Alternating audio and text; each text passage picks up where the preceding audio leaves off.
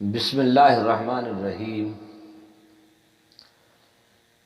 یا معشر الجن والانس ان استطعتم ان تنفذوا من اقطار السماوات والارض فانفذوا لا تنفذون الا بسلطان فبأي آلاء ربكما تكذبان۔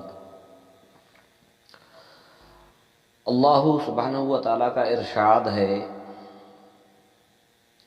یا معاشر الجن والانس ان استطاعتم، اے جن اور انسانوں کے گروہ، اگر تم میں استطاعت ہے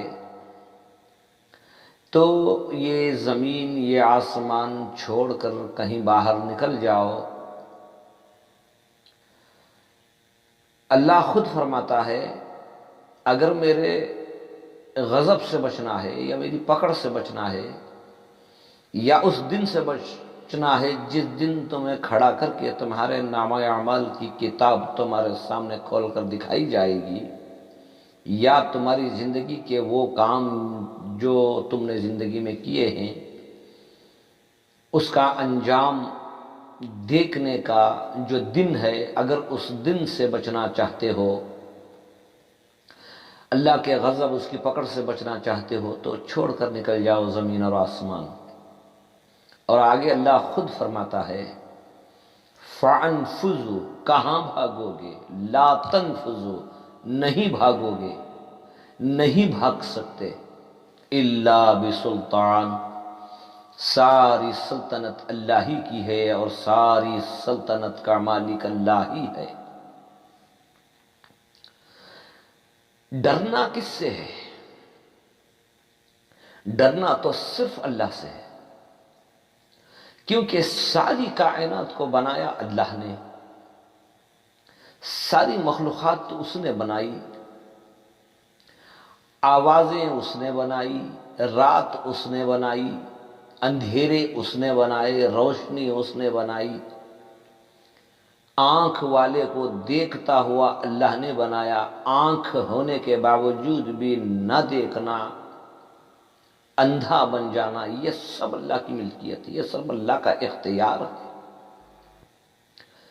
کس چیز میں ہمارے لیے نفع ہے اور کون سی چیز ہمارے لیے نقصان کا ذریعہ ہے، یہ صرف اللہ جانتا ہے۔ انسان ساری مخلوق میں اشرف المخلوق ہے، لیکن پھر بھی وہ محتاج ہے، وہ یہ نہیں جانتا کہ کچھ لمحے بعد میرے ساتھ کیا ہونے والا ہے۔ اسباب سے، مخلوق سے، آواز سے نہ ڈرو، اگر ڈرنا ہے تو یہ ساری چیزوں کو بنانے والے سے ڈرو۔ واتقوا اللہ، واتقوا اللہ، اللہ کا خوف ہو۔ زمین کا ہلنا اس کے اختیار میں ہے، آسمان، ہوائیں، بارشیں، یہ ساری چیزیں اللہ کے اختیار میں ہیں۔ بھئی آواز آئی، زمین گرج گئی، زمین ادھر گئی، کہاں بھاگو گے؟ دو چیزوں سے بچ سکتا ہے انسان، ایک فوراً استغفار کرے، موت سے کوئی بچ نہیں سکتا، اور اللہ کی بنائی ہوئی زمین کو چھوڑ کر کہیں بھاگ بھی نہیں سکتا، نہ آنے والے حالات کا انسان مقابلہ کر سکتا ہے۔ ایک کام کر سکتا ہے، وہ ہے دعا، اللہم انی اسألک خیرہا واعوذ بک من شرہا، یا اللہ میں تجھ سے بھلائی کا سوال کرتا ہوں، خیر کا سوال کرتا ہوں، واعوذ بک من شرہا، اور ہر شر سے، ہر خوف سے، ہر شے سے، وہ شے جو مجھے نقصان پہنچانے والی ہے، یا مجھے یا میرے ایمان کو، اللہ اس سے پناہ مانگتا ہوں۔ ایک ہے دعا اور دوسرا ہے صدقہ۔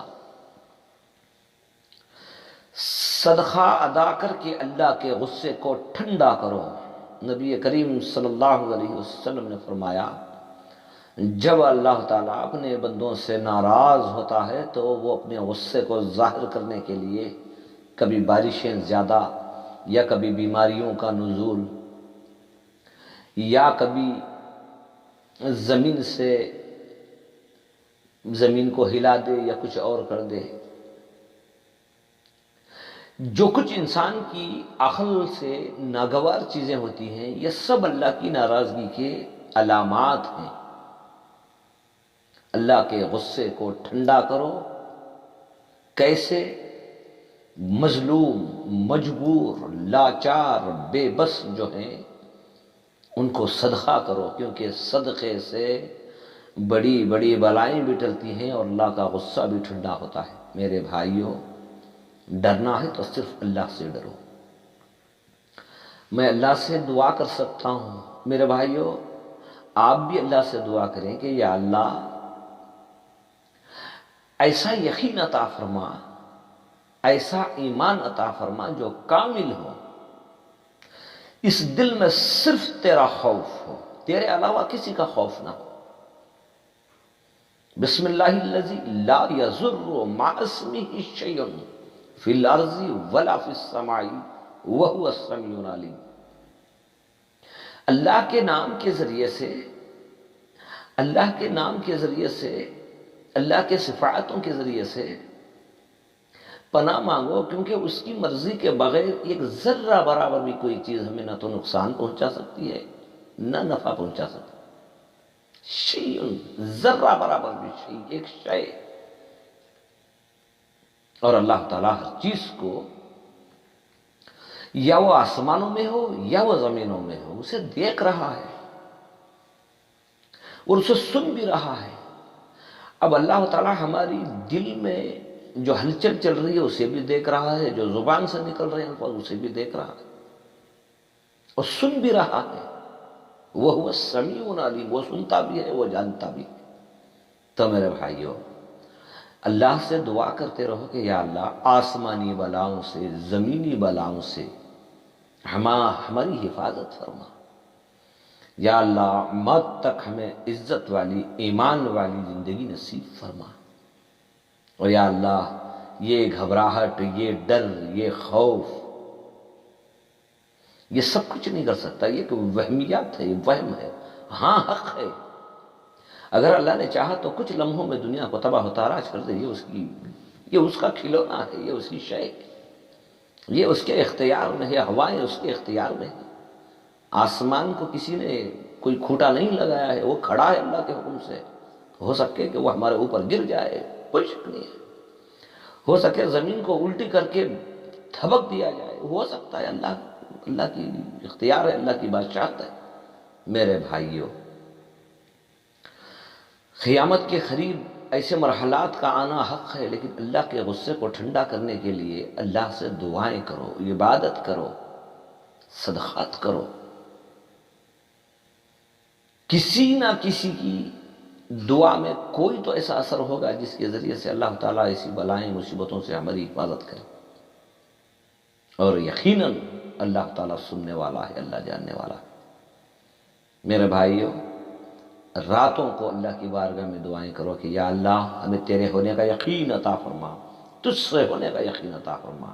جو کچھ ہوگا وہ تجھ سے ہوگا، خوشی ہو یا غم ہو، بیماری ہو یا شفا ہو، زندگی ہو موت ہو، ہر شے تیرے قبضے قدرت میں ہے، اس کا مالک تو ہے۔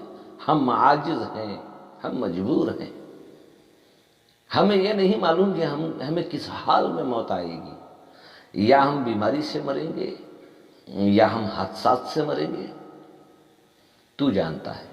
لیکن ہم یہ سوال کرتے ہیں یا اللہ کہ ہمیں موت تک عزت والی زندگی نصیب فرما اور ایمان کی حالت میں موت عطا فرما۔ یا اللہ جہاں کہیں بھی مسلمان پریشان حال ہیں تو ان کی پریشانیوں کو دور فرما، اور جہاں کہیں انسانوں کے اندر حق تلفی ہو رہی ہے، یا اللہ تو بادشاہ حقیقی ہے، ایسا نظام بنا دے یا اللہ کہ ہر ایک کے ساتھ حق ہو، ہمیں تیری عبادت کی توفیق عطا فرما۔ یا اللہ تو مالک ہے، 70 ماؤں سے زیادہ محبت کرتا ہے اپنے بندوں سے، تو یا اللہ تجھے اس بات کا واسطہ، تیرے سوا کوئی خوف ہمارے دل میں نہ رہے، بس یا اللہ تیرا خوف عطا فرما، تیری چاہت، تجھے پانے کی چاہت عطا فرما۔ ایسے اعمال کرنے کی توفیق عطا فرما جس سے تو خوش ہو۔ یا اللہ بیماروں کو صحت و شفا عطا فرما۔ اللہ ہماری دعاؤں کو، ہماری التجاؤں کو، اور جہاں کہیں بھی تیرے بندے دعائیں کر رہے ہیں امن و سکون کے لیے، اے اللہ ان کی دعاؤں کو قبول فرما۔ اور اے اللہ بے بس ہیں، ہم کیا کر سکتے ہیں؟ بس تیری بارگاہ میں جھولی پھیلا کے دعا کر سکتے ہیں کہ یا اللہ حفظ و امان عطا فرما، رحم و کرم کا، عافیت کا معاملہ فرما۔ اے اللہ جہاں کہیں بھی تیرے بندے، تیرے معصوم بندے تہجد میں اٹھ کر دعائیں کر رہے ہیں تو اے اللہ ان کی دعاؤں کو قبول فرما، ان کی دعاؤں میں ہمارا بھی حصہ نصیب فرما۔